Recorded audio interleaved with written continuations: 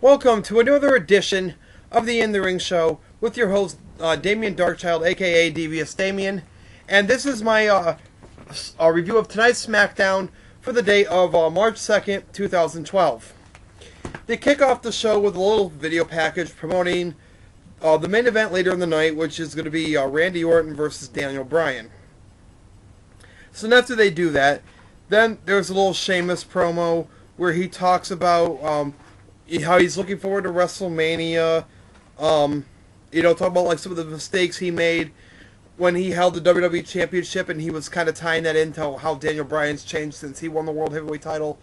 Sheamus proceeded to say things along the lines of, after he won the title, the WWE Champion. Sheamus said that after he won the WWE Championship a couple years back, he became what he hated most, and that's he became a bully.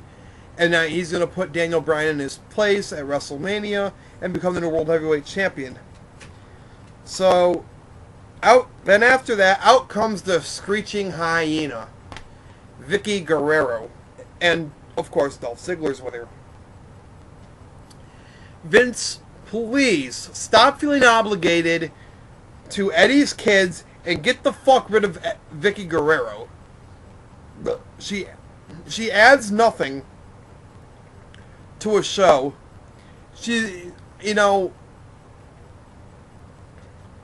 only reason she gets over, even in the least, because of that damn screeching voice of hers. Other than that, she's got nothing. I mean, what would you do with Vickie Guerrero if she got into an accident and became mute? She couldn't do anything. She can't do anything. All she can do is screech and be annoying. And in my opinion, it takes a little bit more than that. But the bottom line is, Vince, all people know you only keep her around because you feel obligated, to help her support the kids because Eddie's not alive anymore, unfortunately. One of the biggest tragedies in wrestling, if you ask me, the fact that Eddie died. But I digress.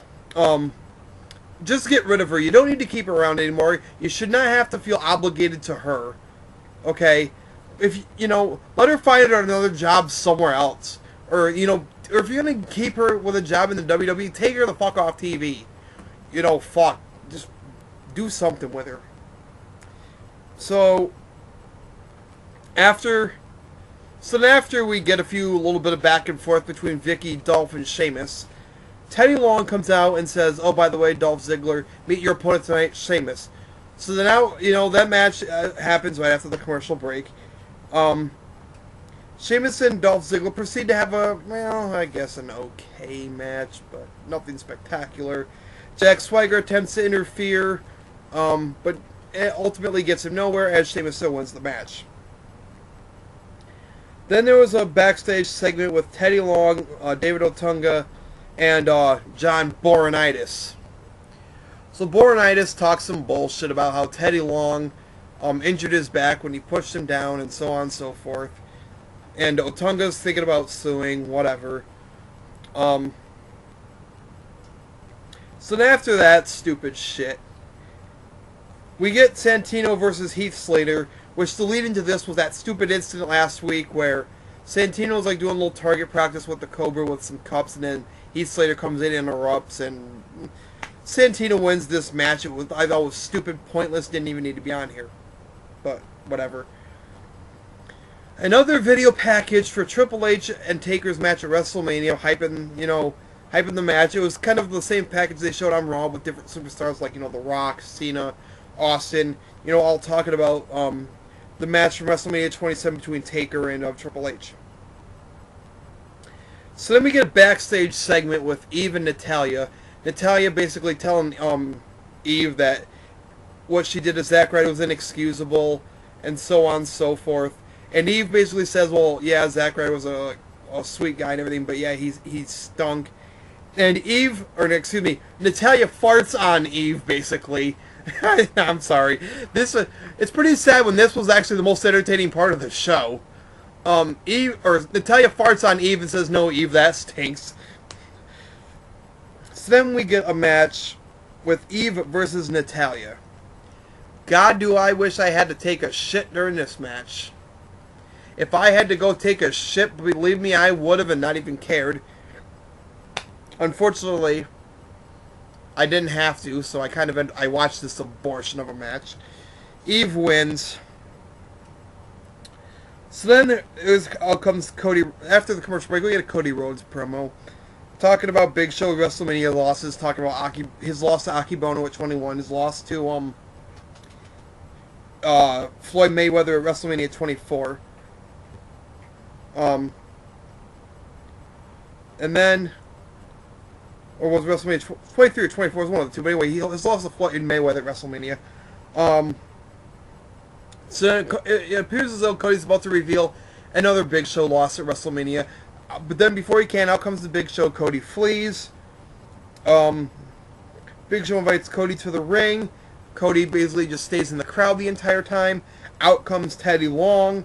And basically, you know, books Cody versus Big Show for the Intercontinental title at WrestleMania. So then after that happens, then we get Big Show and Mark Henry for the 57th time. Match I didn't really give a rat's ass about much, really. We've seen it tons of times before. The only thing that made me care that much about it was the fact that Cody Rhodes is at ringside, and I thought maybe Cody would get involved somehow. But he didn't, so then that even took my caring about this match this much. Just, bye, see you later. So then there was a segment with Drew McIntyre and Teddy Long basically telling Drew McIntyre that if he doesn't win the next match he's in, then he's fired. Randy Orton promo follows that, saying how, you know, talk about the concussion that he got from Daniel Bryan, how he's going to make Daniel Bryan pay for, not necessarily for the concussion so much, but for the fact that he was robbed of his opportunity to go into WrestleMania as the World Heavyweight Champion. So then after that, we get Drew McIntyre against Justin Gabriel. Justin Gabriel wins. Long fires him. And then after that, we get promote the Cole and Booker T and all them promote the new movie Bending the Rules starring Edge. Whatever. So then we get Daniel Bryan saying he hasn't changed since winning the World Heavyweight title. Talking about how he's going to go into WrestleMania and leave WrestleMania the World Heavyweight Champion, and how he's going to beat Randy Orton later in the night. So then we finally get Randy Orton versus Daniel Bryan. Daniel Bryan wins. He beats Randy Orton via countout after Kane comes out and kind of distracts Orton, then attacks Randy Orton. And, like, after the attack, just kind of eerily said to him, "Welcome back, Randy," which, you know, this past Monday on Raw, Kane comes out and attacks the participants of the Triple Threat Tag Match. So he comes out and attacks Randy Orton. And after that happens, then you get Boronitis. You get Boronitis and Otunga in a little segment. And Boronitis says he's going to book Oksana versus Kane when he's in charge of SmackDown. Wow, Boronitis, really?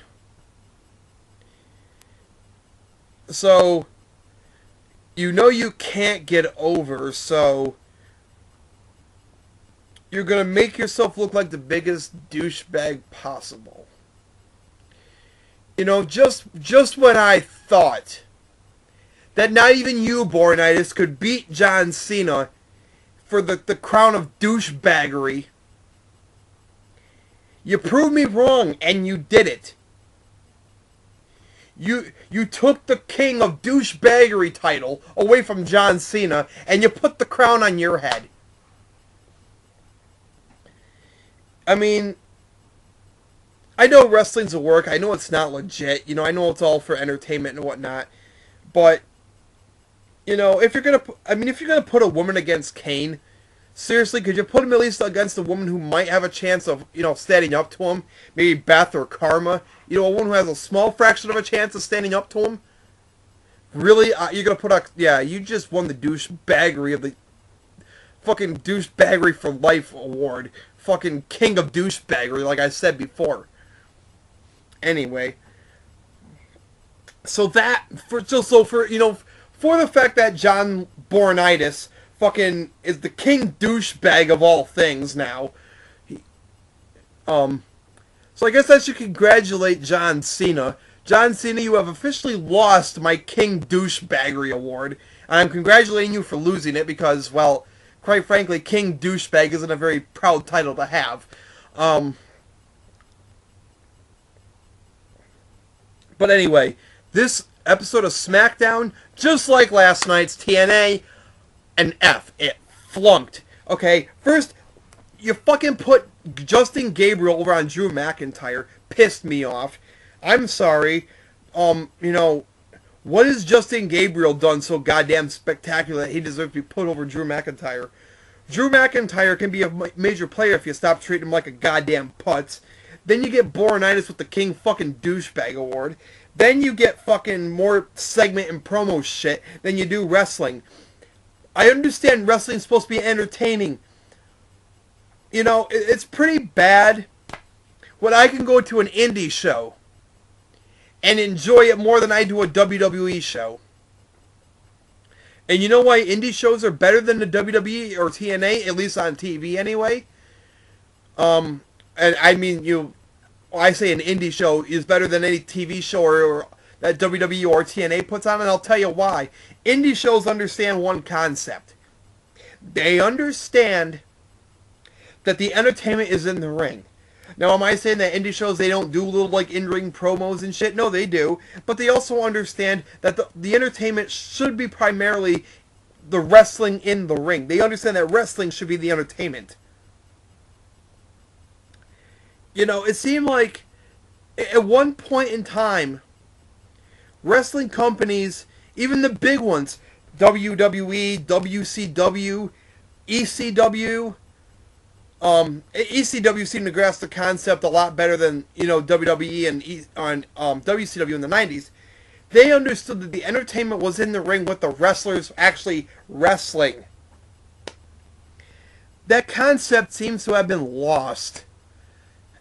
And I don't understand why. I mean, I don't know if their theory is, well, maybe if we don't have as much action, you'll appreciate the action you do get. Honestly, I appreciate more action, less segment, less promo shit. What happened? Maybe I'm just an old school wrestling fan. Maybe a little too old school for my own good. That's possible. But for me, god damn it, if you're going to be a wrestling show, key word being wrestling, is it too much to ask to maybe have 70% wrestling and 30% promo and segment? Is that too much to ask? Instead of getting it the other way around? I mean, I know one single match is usually longer than a segment, but by the time you add up all the time, by the time you add up all the time that all the segments take up, that's what you get. You get 70% segment and promo and 30% wrestling. And what wrestling you do get 9 times out of 10 is crappy. It's stupid matches that are random. And speaking of random, Kane's fucking shit is random as fuck. I don't know where they're going with it. That's another reason why SmackDown's a fucking failure tonight in my book. I don't know. I used to love TNA because I thought they got the concept of wrestling being the entertainment, but now they've lost it too. WWE and TNA have both lost that concept. It's been lost on them. I don't know. I'm honestly the only reason I continue to watch wrestling is I hang on to some hope that maybe, just maybe, they'll finally get it. They'll finally understand that a wrestling show should feature mostly wrestling. Excuse me. That's the only reason I continue to watch. And sometimes I almost feel like giving up on wrestling, quite honestly. But anyway. SmackDown tonight was a failure, just like last night's TNA. Let me know what you thought of SmackDown in the comments down below. Also, check out WWE Daniel 01, aka the British Fist. Check out the Off the Ropes show. Two other YouTube wrestling bloggers that are very good to watch. For the In the Ring show, this is your host, Damien Darkchild, aka Devious Damien. Thank you for watching. Please subscribe. Good night, everybody.